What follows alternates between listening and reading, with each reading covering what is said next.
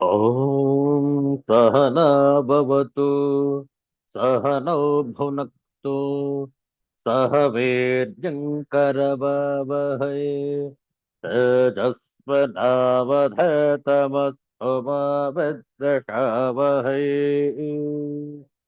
ॐ शान्तः शान्तः शान्तिः। हरिः ॐ श्रीगुरुभ्यो नमः। हरिः ॐ। Universal prayer. O hidden light, vibrant in every atom. O hidden light, shining in every creature. O hidden love, embracing all in oneness. May each who feels himself as one with thee know he is also one with every other. Om Shanti Shanti Shanti. ಇಂದು ಭೃಗುವಾಸರ ಶ್ರೇಷ್ಠವಾದಂತಹ ಶುಕ್ರವಾರದ ಮುಸ್ಸಂಜೆ, ಅಧಿಕ ಜ್ಯೇಷ್ಠ ಶುದ್ಧ ಷಷ್ಠಿ ಉಪರಿ ಸಪ್ತಮಿ. ಮೇ ತಿಂಗಳ 22ನೇ ತಾರೀಕು 2026ನೇ ಇಸ್ವಿ. ಇಂತಹ ಶ್ರೇಷ್ಠವಾದ ಶುಕ್ರವಾರದ ಮುಸ್ಸಂಜೆಯಲ್ಲಿ ಅಧಿಕ ಮಾಸದಲ್ಲಿ ಶ್ರೀ ವಿಷ್ಣು ಸಹಸ್ರನಾಮದ, ಕ್ಷಮಿಸಿ, ಶ್ರೀ ಲಲಿತಾ ಸಹಸ್ರನಾಮದ 10 ಶ್ಲೋಕಗಳ ಪಾರಾಯಣವನ್ನು ಮುಂದುವರಿಸೋಣ. ನಮ್ಮೊಡನೆ ತಾವು ಕೂಡ ಶ್ರೀ ಲಲಿತಾ ಸಹಸ್ರನಾಮವನ್ನು ಪಾರಾಯಣ ಮಾಡಬಹುದು. ಮೊದಲಿಗೆ ಧ್ಯಾನ ಶ್ಲೋಕಗಳು.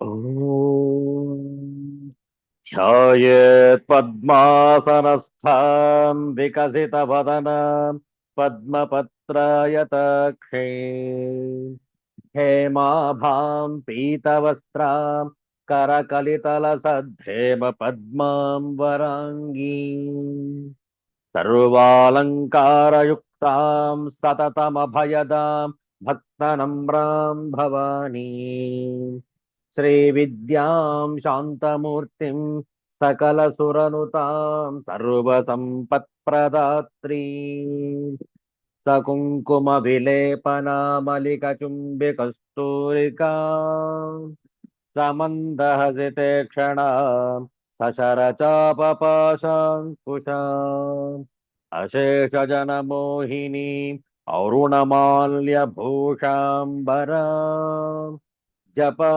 ಕುಸುಮ ಭಾಸುರ ಜಪವಿಧೌ ಸ್ಮರೇತ್ ಅಂಬಿಕಾ. ಓಂ ಐಂ ಹ್ರೀಂ ಕ್ಲೀಂ ಶ್ರೀಮಾತ್ರೇ ನಮಃ.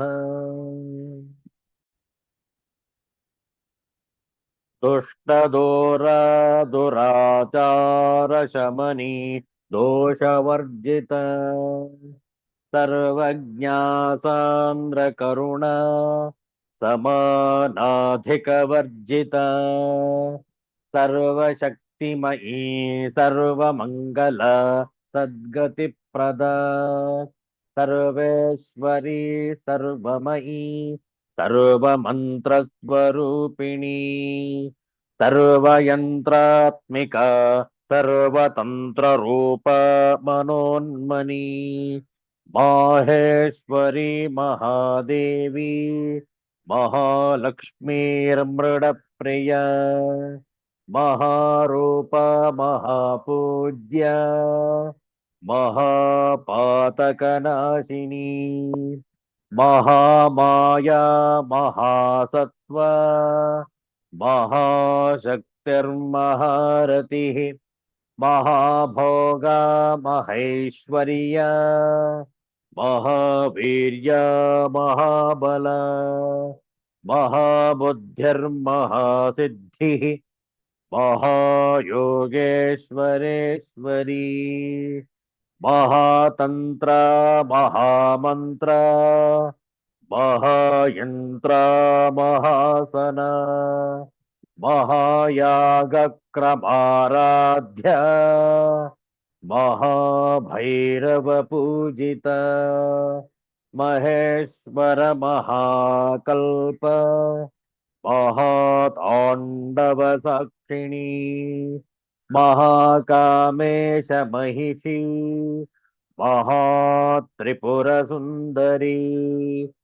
चतुष्षष्ट्युपचाराढ्या चतुष्षष्टिकलामयी महाचतुष्षष्टिकोटि योगिनी गणसेविता मनुविद्या चंद्रविद्या चंद्रमंडलमध्यगा चारुरूपा चारुहासा चारु चंद्रकलाधरा चराचर जगन्नाथ चक्रराजनिकेतन पार्वती पद्मनयन पद्मराग समप्रभा ओम ऐं ह्रीं क्लीं श्रीमात्रे नमः।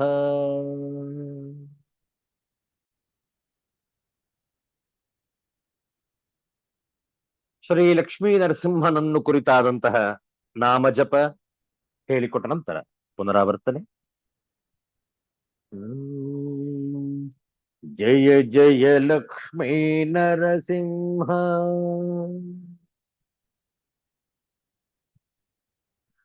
ವಜ್ರಸ್ತಂಭಜ ನರಸಿಂಹ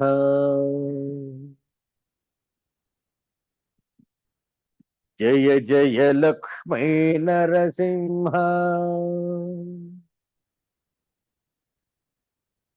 ವಜ್ರಸ್ತಂಭಜ ನರಸಿಂಹ ಜಯ ಜಯ ಲಕ್ಷ್ಮೀ ನರಸಿಂಹ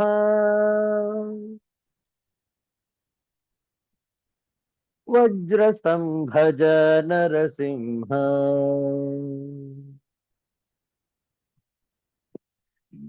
ಜಯ ಲಕ್ಷ್ಮೀ ನರಸಿಂಹ ವಜ್ರಸ್ತಂಭಜ ನರಸಿಂಹ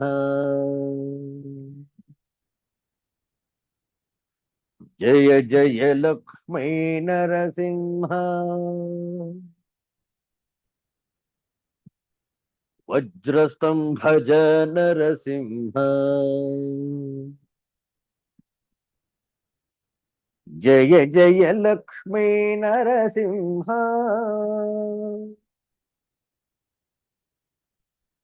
ವಜ್ರಸ್ತಂಭಜ ನರಸಿಂಹ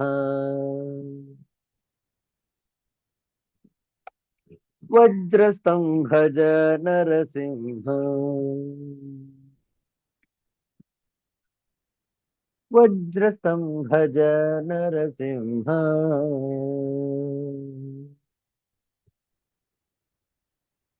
ಶ್ರೀ ಲಕ್ಷ್ಮೀ ನರಸಿಂಹ ಸ್ವಾಮಿ ಕಿ ಜಯ.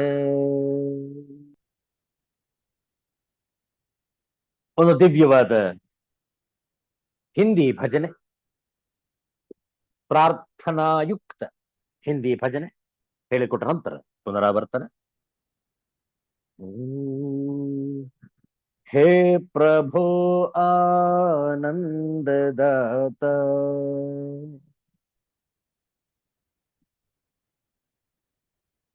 ज्ञान हमको दीजिए,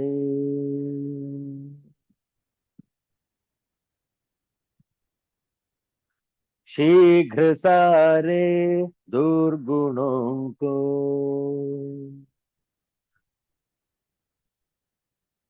दूर हमसे कीजिए,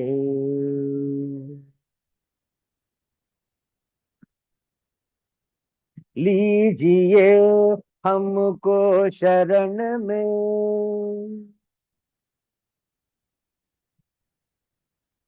हम सदाचारी बने,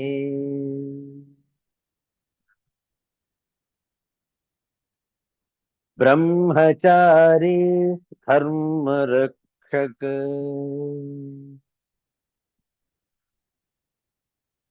वीर व्रतधारी बने।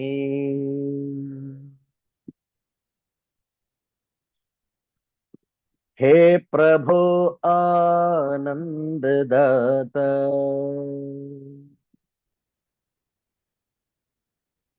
ज्ञान हमको दीजिए।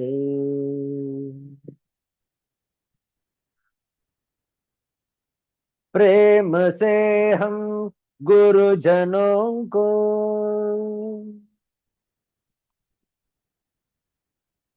नित्य ही सेवा करें।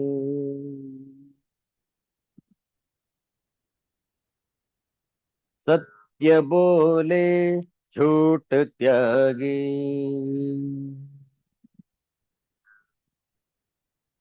मेल आपस में करें।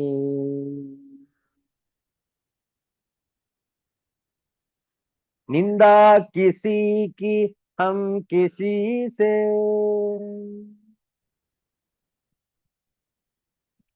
भूल कर भी ना करे।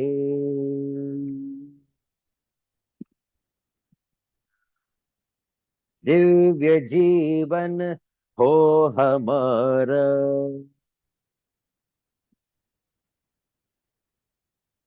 तेरे यश गाया करे।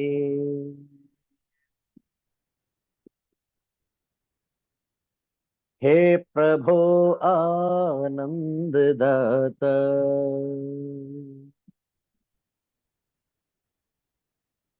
ज्ञान हमको दीजिए।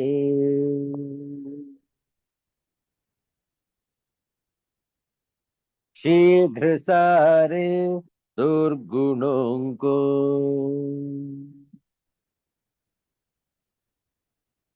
दूर हमसे कीजिए।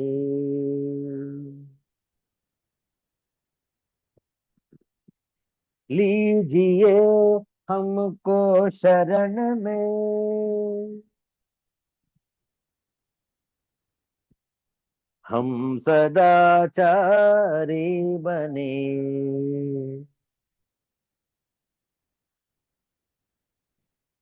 ब्रह्मचारी धर्म रक्षक,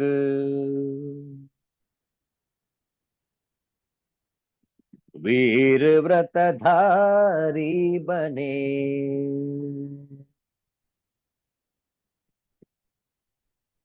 प्रेम से हम गुरुजनों को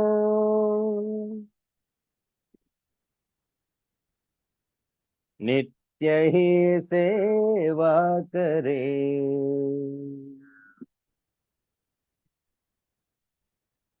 सत्य बोले झूठ त्यागे,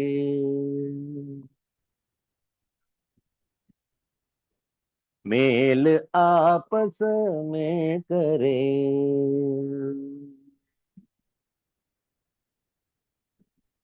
निंदा किसी की हम किसी से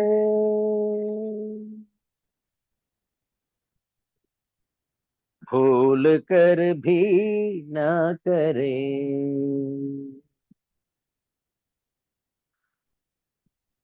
दिव्य जीवन हो हमारा,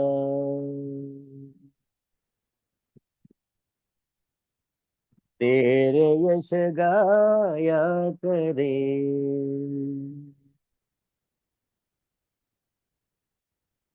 हे प्रभु आनंद दाता,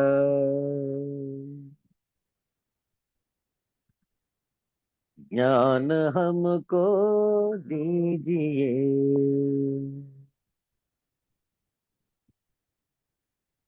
ज्ञान हमको दीजिए।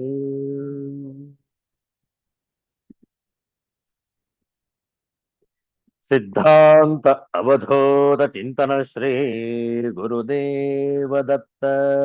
जय जय रघुवीर समर्थ श्री सद्गुरुनाथ महाराज की जय। हर हर नमः पार्वती पतये। ಹರ ಹರ ಮಹಾದೇವ ಶಂಭೋ. ಆಚಾರ್ಯ ಶಂಕರರ ಒಂದು ದಿವ್ಯವಾದ ಭವ್ಯವಾದ ಪ್ರಕರಣ ಗ್ರಂಥ ವಿವೇಕ ಚೂಡಾಮಣಿ. ಇದರ ಕೆಲವು ಶ್ಲೋಕಗಳ ಪಾರಾಯಣ, ಆನಂತರ ವಿಚಾರವನ್ನು ಮುಂದುವರಿಸೋಣ. 355ನೆಯ ಶ್ಲೋಕ ಪ್ರಾರಂಭದಲ್ಲಿ ಮಂಗಳಾಚರಣ ಶ್ಲೋಕ ಹೇಳಿಕೊಟ್ಟ ನಂತರ ಪುನರಾವರ್ತನೆ. ಸರ್ವ ವೇದಾಂತ ಸಿದ್ಧಾಂತ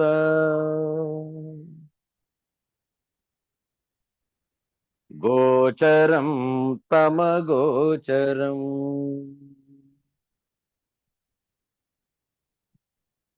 ಗೋವಿಂದಂ ಪರಮಾನಂದಂ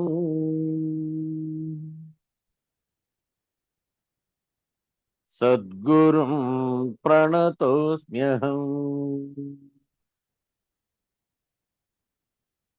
ಶ್ರೀಗುರುಂ ಪ್ರಣತೋಸ್ಮ್ಯಹಂ.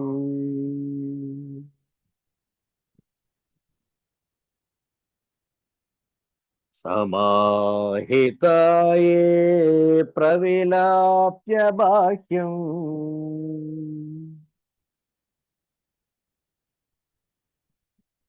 ಶ್ರೋತ್ರಾದಿಚೇತಃ ಸ್ವಮಹಂ ಚಿದಾತ್ಮನಿ.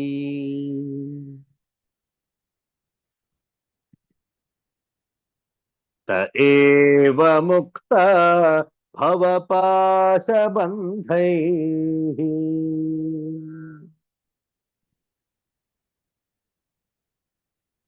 ನಾನ್ಯೇತು ಪಾರೋಕ್ಷ್ಯ ಕಥಾ ಭಿಧಾಯಿನಃ.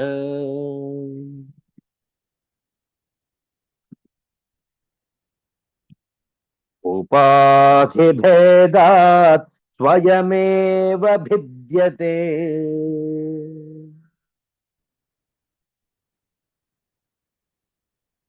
ಚೋಪ್ಯಾಧ್ಯಪೋಹೇ ಸ್ವಯಮೇವ ಕೇವಲಃ.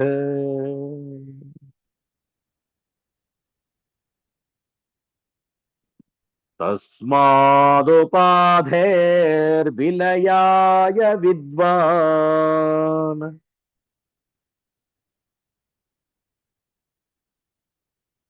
ವಸೇತ್ ಸದಾ ಕಲ್ಪ ಸಮಾಧಿ ನಿಷ್ಠಯ.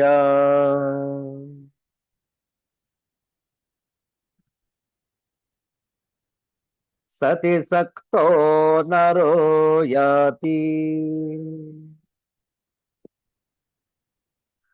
ಸದ್ಭಾವಂ ಹ್ಯೇಕನಿಷ್ಠಯ. ಕೀಟಕೋ ಭ್ರಮರಂ ಧ್ಯಾಯನ್ ಭ್ರಮರತ್ವಾಯ ಕಲ್ಪತೆ.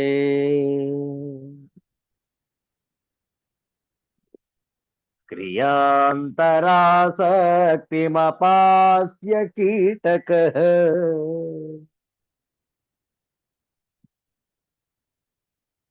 ಧ್ಯಾಯನ್ನಲಿತ್ವಂ ಹ್ಯಲಿಭಾವಮೃಚ್ಛತಿ.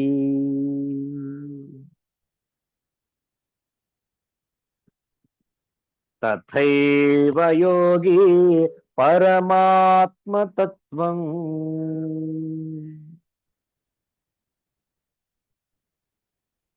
ಧ್ಯಾತ್ವಾ ಸಮಾಯಾತಿ ತದೇಕನಿಷ್ಠಯ.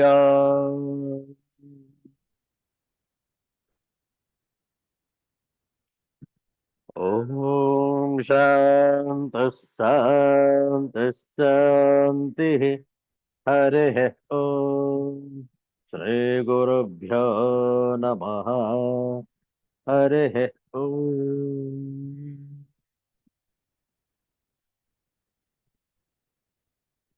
ಸ್ವಸ್ವರೂಪದ ಅನುಸಂಧಾನದಲ್ಲಿ ನಮ್ಮ ಗಮನ ಸಂಪೂರ್ಣವಾಗಿ ಆ ಚಿಂತನೆಯಲ್ಲೇ ಲೀನವಾಗಿರಬೇಕು. ಆಗ ಮಾತ್ರ ನಾವು ಆ ಪಾರಮಾರ್ಥಿಕ ತತ್ವದೊಡನೆ ಒಂದಾಗಬಹುದು. ಇಲ್ಲೊಂದು ಸುಂದರವಾದ ಉದಾಹರಣೆ ಇದೆ. ಒಂದು ಕೀಟ ಯಾವ ರೀತಿ ಭ್ರಮರದ ಚಿಂತನೆಯಲ್ಲೇ ಕಾಲವನ್ನು ಕಳೆದು ಹೇಗೆ ಅದು ಕೂಡ ಭ್ರಮರವಾಗಿ ಬಿಡುತ್ತೋ ಅಂತಹ ಶ್ರೇಷ್ಠವಾದ ಒಂದು ಉದಾಹರಣೆ ಇರಿದೆ ನೋಡಿ. ಸದ್ರೂಪವಾದ ಬ್ರಹ್ಮದಲ್ಲಿ ಆಸಕ್ತನಾಗಿರುವ ಮನುಷ್ಯನು ತದೇಕ ನಿಷ್ಠೆಯಿಂದ ತಾನೇ ಬ್ರಹ್ಮಭಾವವನ್ನು ಹೊಂದುತ್ತಾನೆ. ಕೀಟವು ಭ್ರಮರವನ್ನೇ ಚಿಂತಿಸುತ್ತಾ ತಾನೂ ಭ್ರಮರವಾಗುತ್ತದೆ. ಸಮಾಧಿನಿಷ್ಠನಾದವನಿಗೆ ಹೇಗೆ ಬ್ರಹ್ಮಾಕಾರ ಉಂಟಾಗುತ್ತದೆಂದು ದೃಷ್ಟಾಂತದ ಮೂಲಕ ಹೇಳಿದೆ. ಹೇಗೆ ಕೀಟವು ಬೇರೆ ಕೆಲಸದಲ್ಲಿ ಆಸಕ್ತಿಯನ್ನು ಬಿಟ್ಟು ಭ್ರಮರವನ್ನೇ ಚಿಂತಿಸುತ್ತಾ ಭ್ರಮರ ಭಾವವನ್ನೇ ಹೊಂದುತ್ತದೆಯೋ, ಹಾಗೆಯೇ ಯೋಗಿಯು ಪರಮಾತ್ಮ ತತ್ವವನ್ನು ತದೇಕ ನಿಷ್ಠೆಯಿಂದ ಧ್ಯಾನಿಸುತ್ತಾ ಅದೇ ರೂಪವನ್ನು ಹೊಂದುತ್ತಾನೆ. एकाग्र चित्त से निरंतर सत्स्वरूप ब्रह्म में स्थित रहने से मनुष्य ब्रह्म स्वरूप ही हो जाता है. जैसे भ्रमर का भयपूर्वक ध्यान करते करते कीड़ा भ्रमर स्वरूप ही हो जाता है. जिस प्रकार अन्य समस्त क्रियाओं की आसक्ति को छोड़कर केवल भ्रमर का ही ध्यान करते करते कीड़ा भ्रमर रूप हो जाता है, उसी प्रकार योगी एकनिष्ठ होकर परमात्म तत्व का चिंतन करते करते परमात्म भाव को ही प्राप्त हो जाता है. अत्यंत सुंदरवाದಂತಹ ಉದಾಹರಣೆ ನೋಡಿ. One who is attached to the real becomes the real through single pointed devotion. Just as a worm contemplating intently upon a wasp, Bhamara, is transformed to become a wasp. The man who is extremely attached to the infinite reality reaches it by constantly devoting his mind to it. This is achieved by his single pointed meditation upon the true self, Ekanishtha. To illustrate the above idea, a famous example is given here. A pupa meditating upon a wasp, Bhamara, becomes a wasp. The wasp makes its nest generally in the crevices of the ceiling or at the corners of tables which are not disturbed. The queen wasp brings a worm-like pupa and keeps it inside the mud nest, the mouth of which it closes but for a tiny little opening. The wasp sits outside the cage looking into the hole. The pupa can see nothing at all save this tiny opening guarded jealously by this terrible monster. The poor pupa continuously looks and meditates upon the wasp. Whenever the pupa's attention is diverted and it tries to get away, the wasp stings it. If ever you have been stung by a wasp, you will understand what it is like. The entire 250 lbs of you will be rolling in pain. If the poison of one sting disturbs the peace and tranquility of a man 6 feet tall with a chest 38 inches, you can understand the agony of the little pupa. Thus, tormented by the pain, it continuously meditates upon the terrible wasp. Its meditation, in single inverted comma, is single pointed. Due to this pain-driven meditation, the pupa either dies inside the cage if it's a weakling or comes out transformed as a wasp. When the pupa metamorphoses to become a wasp, it develops the capacity to break the very mouth of the nest and emerge out all by itself. As it comes out, it kills the mother wasp because all along it had developed an inconsolable anger towards the stinging mother wasp. The worm which the wasp brings is really a potential wasp in its pupa stage. Zoological observations prove that after the egg of the wasp develops into a larva and molds into a pupa, the mother wasp brings it to the prepared nest for protection, and under its watchfulness, the pupa slowly grows to become a full-fledged wasp. In their poetic vision, Vedantic scholars take this as an example for the limited pupa-like insignificant being transforming itself into the unlimited, all-pervading, omniscient reality. This is achieved through single-pointed meditation. Those who are extremely attached to reality, sati sakta, with single-pointed concentration, meditate upon Brahman and become Brahman.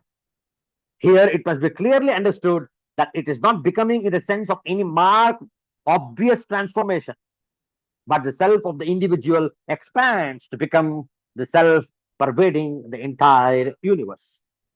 Just as every pupa is a potential wasp, so too every man is potentially divine. But a great deal of discipline and sadhana has to be put in before the efforts bear the fruits of spiritual maturity.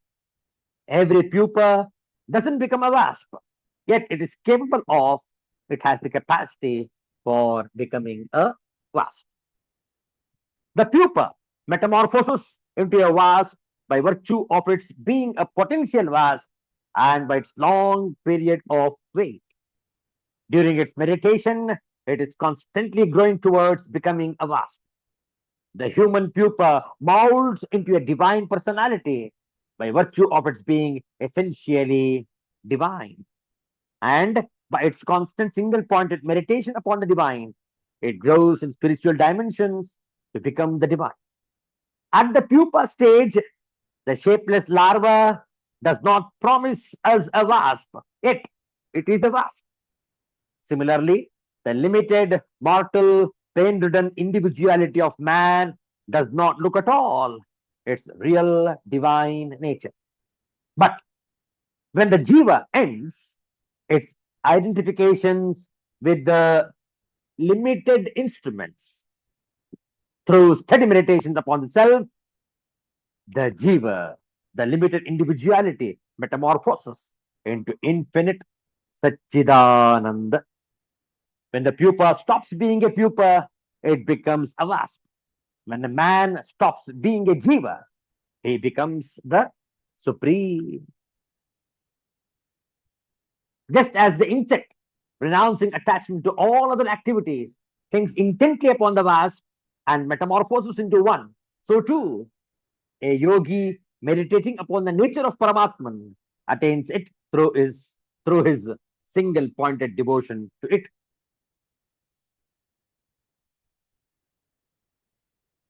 Having left all anxiety for all other kinds of activity, the insignificant pupa constantly maintains the one thought of the wasp in its mind, not crawling, not moving about. It is not even conscious of its own breathing, but with its attention held continuously upon the wasp, Ali, it becomes a wasp after a perfect metamorphosis. Illodi, Ali, Alitvam, Kitakaha, क्रिया अंतर आसक्तिम अपास्य अलित्वम ध्यायन अलिभाव पृच्छति तथा एव योगी परमात्म तत्वम तदेक निष्ठया ध्यात्वा समायाति. The example given here is very appropriate. In the pupa stage, the wasp behaves exactly like an ordinary worm. It looks like a worm. It crawls like a worm. This is one of the stages of its evolution, but ultimately it has to grow into a wasp. This insignificant pupa has all the qualities of a wasp. And this is the culmination of its fulfillment, which it becomes, given the time to grow in its meditations. Similarly, the jiva is potentially divine, but at this moment, this divinity is not manifested. By constant single-pointed concentration upon the divine self, however, it can glide into the infinitude, which is a state of ultimate human evolution. It is then that the ego dissolves into the vision divine. ಅತ್ಯಂತ ಸುಂದರವಾದಂತಹ ವಿಚಾರ. ಮುಂದಿನ ಶ್ಲೋಕ ನೋಡುವ. ಅತೀವ ಸೂಕ್ಷ್ಮಂ ಪರಮಾತ್ಮ ತತ್ವಂ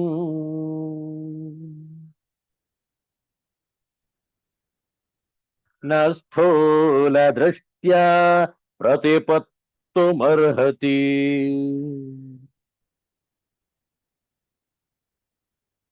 ಸಮಾಧಿನಾತ್ಯಂತ ಸುಸೂಕ್ಷ್ಮ ವೃತ್ಯ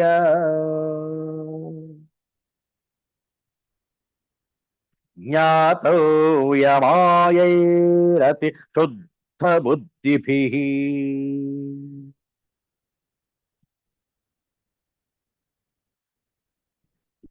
ಜ್ಞಾತವ್ಯಮಾರ್ಯೈರತಿ ಶುದ್ಧ ಬುದ್ಧಿಭಿಃ.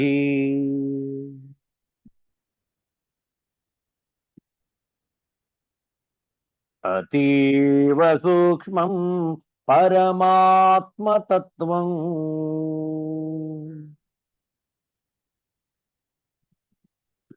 ನ ಸ್ಥೂಲ ದೃಷ್ಟ್ಯ ಪ್ರತಿಪತ್ತುಮರ್ಹತಿ.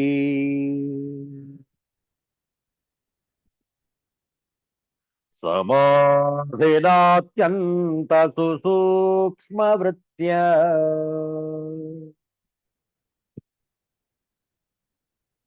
ಜ್ಞಾತವ್ಯಮಾರ್ಯೈರತಿ ಶುದ್ಧ ಬುದ್ಧಿಭಿಃ.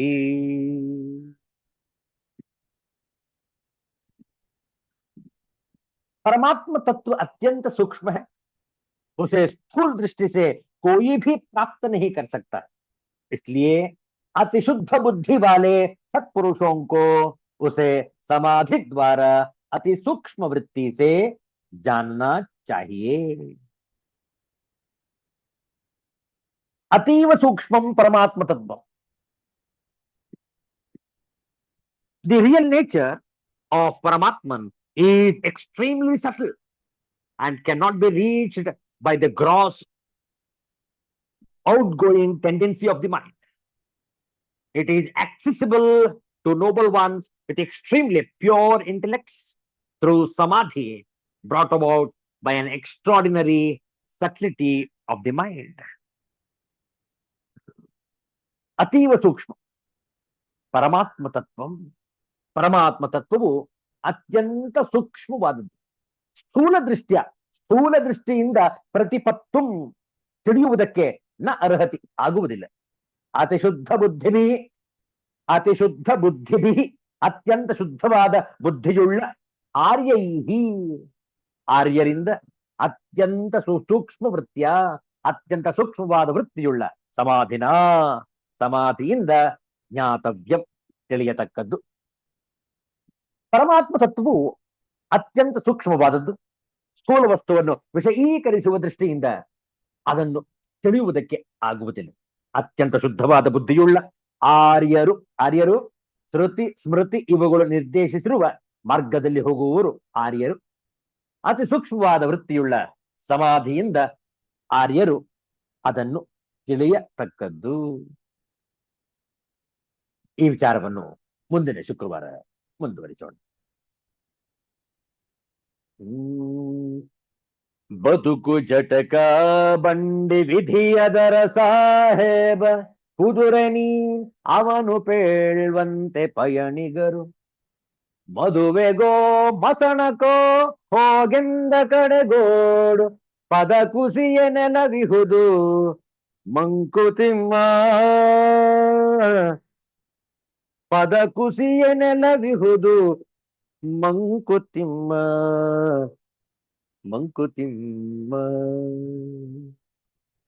Life is like a tonga. Providence is the master. ಬದುಕು ಜಟಕ ಬಂಡಿ ವಿಧಿ ಅದರ ಸಾಹೇಬ. Providence is the master. You are the horse. ಕುದುರೆ ನೀನು. Passengers are chosen by the master. So you will have brief company of whom he chooses for you. The ride could be to a wedding or the ride could be to a funeral. Maduvego masanako. You are not to ask, just run.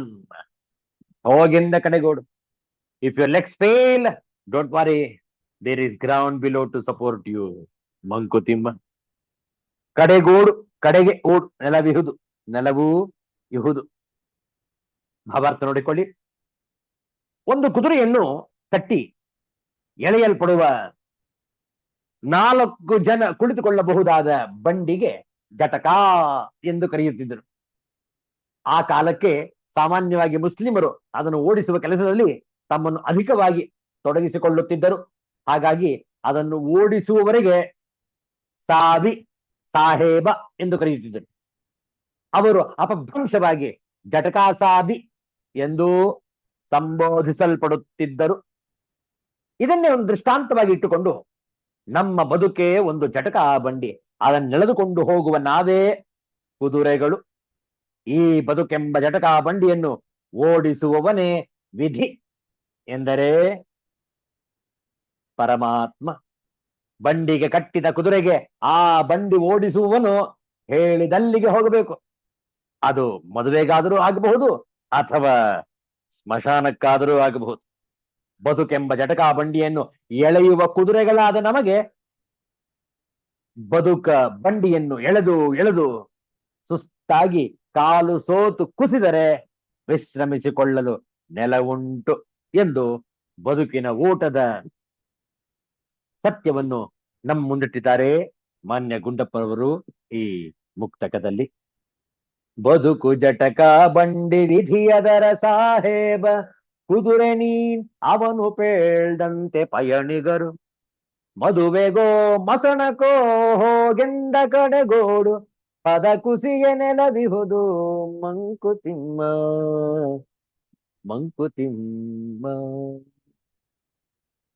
ಮನಸ್ಸು, ಬುದ್ಧಿ, ದೇಹಾತ್ಮ ಸಂಗಮದಿಂದ ಆದ ನಮ್ಮ ಅಸ್ತಿತ್ವಕ್ಕೆ ಹುಟ್ಟಿದಾರಭ್ಯ ಸಾಯುವ ತನಕ ಬದುಕಿನ ಓಟ. ಈ ಓಟದ ದಿಶೆ ಮತ್ತು ದಿಕ್ಕನ್ನು ನಿರ್ದೇಶಿಸುವವನು ಆ ಪರಮಾತ್ಮ ಅಥವಾ ವಿಧಿ. ನಾವು ಹೋಗುವ ಸ್ಥಳವನ್ನು ದಿಗ್ದರ್ಶಿಸುವವನೂ ಸಹ ಆ ಪರಮಾತ್ಮನೇ. ಹಾಗಾಗಿ ಅವನು ಎಲ್ಲಿಗೆ ಹೋಗೆಂದರೆ ಅಲ್ಲಿಗೆ ಹೋಗುವುದಷ್ಟೇ ನಮ್ಮ ಕರ್ತವ್ಯ, ಬೇರೆ ದಾರಿಯೂ ಇಲ್ಲ.